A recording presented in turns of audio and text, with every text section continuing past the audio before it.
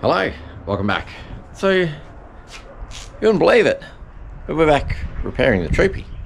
I know, it's something different. It's not something we've ever had to do before. But hey, we gotta do these things occasionally, you know? It's just the way drag racing a troop carrier works. So, if you didn't watch the last video, you'll see where, right at the very end, we may have spun one wheel. Now, I'll grab this. The axle looks perfectly fine. Nothing wrong with it. Now let's walk around the other side. This was my lovely repair to get home. It's high-tech repairs, you know, you do what you have to. Let me just unwrap this. Oh, I just forget how I wrapped it up. Oh, grease. Yum. There we go.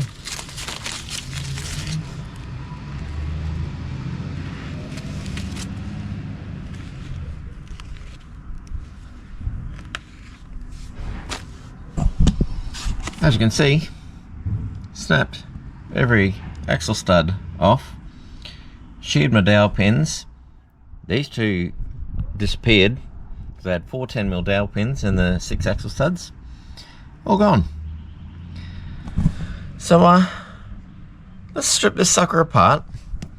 We might look at trying to put some 10mm socket heads in here, some grade 10 or 12 or something socket heads. I think that's our only path forward of trying to make it not do this until we can afford a better diff of sorts. Alright, let's get cracking. Righto, let's see how long this takes to strip it down. I don't have a clock on me, so it's just how long it looks like for you. Let's crank some tunes and get ripping this thing apart.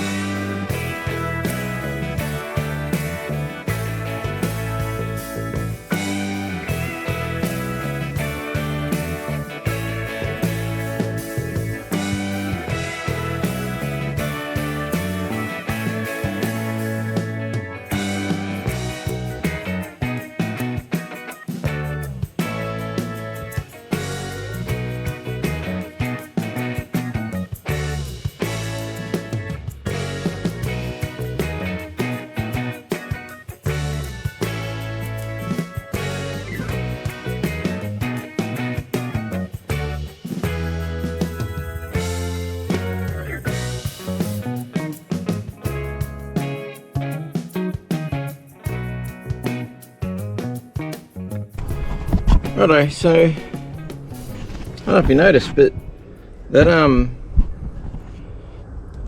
left hand side, she had some oil contamination going on, and the seal on the left side was pretty much non-existent. The one on the driver's side got destroyed, so I replaced both axle seals while we're going. That's a first. So what I done was I lubed this up with a whole heap of oil before I put it on, and it actually came off in one piece. How good's that? That's a little trick I learnt from Sam. But we'll rip out all these because they're easy to pull out. Then we'll go see our Baton Engineering, my lovely little repair sponsor, because obviously had a little deal. He helps me when I break stuff in this sort of sense, machining wise. And we'll look at what we need to do to swap these out to some correct size dowels, correct size bolts instead of these little 7mm, 6mm, whatever they are things. Okay, alrighty, let me get this prepped up. I'll see if I can get these other couple of dowels out that are still in here, and go for a drive and see what he has to say. Righto, one thing I forgot to tell you, it took me about 20 minutes. Wheels off. It took me freaking 5 minutes to get the jack to work. Sorry, 20 minutes from when the wheels started to come off until the hubs were off and in the back of the car. So I've dropped the one off with all the broken studs. He's going to get all the studs out, try and get the broken dowels out of it as well if he can. See what happens. But I grabbed all the new studs. I'm going to put some 35mm 10.9 socket heads in. Bolts, sorry. Cost me $13 with washers. Oh, and I bought some more dowel pins as well, the steel dowel pins, because I sheared them. So $13.50 or something. That's just the way it should be. All car parts should be that cheap. So in the meantime, now we wait until he's got that done, and when he's got that done, I'll take the other bits back down. We'll drill, tap, tap, all that stuff, and then bring it back, bolt it up, be ready for the next round. Easy done. But I'm thinking, should I pull the diff center out again? I feel a bit weird. I haven't pulled it out for like a month. I've done a couple of rounds of racing. I haven't pulled it out. I've just drained all the oil out. Should I pull it out anyway? I probably should check the backlash and everything, because it does feel a little weird. If I get keen, I'm not keen. Anyway, I'll see you when I come back. Righto, so you may have missed a few crucial steps. So, gone down, he made a drill bit with the right angle at the machine shop fella, me sponsor, to suit the flared washer, the cone washers, the bigger ones, for the bigger stud. Bolt. So anyway, this is what it looks like. Where'd I put the drill bit? Here's the drill. No, that's not the drill bit. I thought I had the drill bit here too. I must have grabbed it. Oh well. Alright, so yeah, we drilled out these and then drilled out the hole to 8.5. So the right size for these is 8.25, but 8.5 is close enough. Drilled out 8.5, threaded it. So he welded on a little tab, pulled the old studs out that were broken, the old pins that were broken. I drilled and easy added all the broken studs. Both of them are done. I put a little mark on here, put a groove and a mark on it, so that way I know the alignment, because I always muck around with alignment forever. So these are the ones that came out. So every one of these were out the left hand side that didn't shear off. They are bent, all about ready to break. Now I don't know if you can see that, but that is almost ready to break as well. So the two of those that were left in the passenger side, near on gone. Every one of those, near on gone. So replacing all 4 dowel pins on both sides, putting in 6 of these with a bigger cone washer. Now it's going to give the bearings a clean repack and whack it all back together. Because, you know what? I'm racing in a few days' time. Because that's how I roll. Last minute repairs. Alright. I'll repack these bearings and I'll bring you back in as I'm sliding it all back together.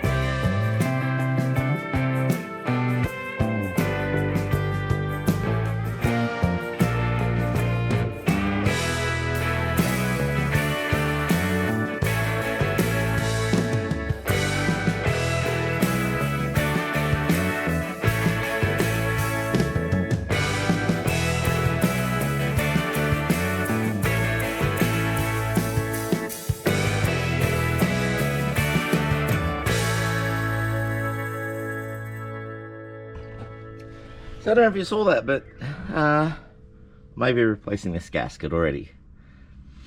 That may have exploded a little outsides when I tap these in. A bit too much RTV in the hole. Oh well, you get that. They won't fall out.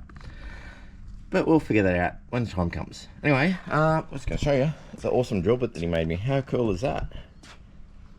That's the drill bit he made for me to drill out the axle so that bigger cone washer would fit. Pretty neat. Anyway,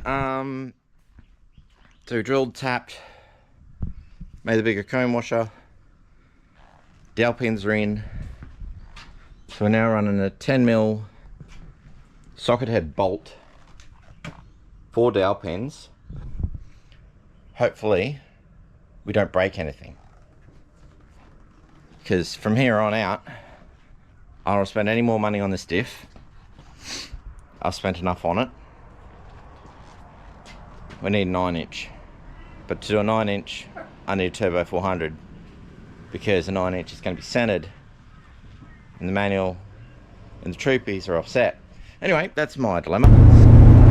Righto, so seems to be driving pretty good. Everything's holding on. Like, I haven't got out and had a look yet, but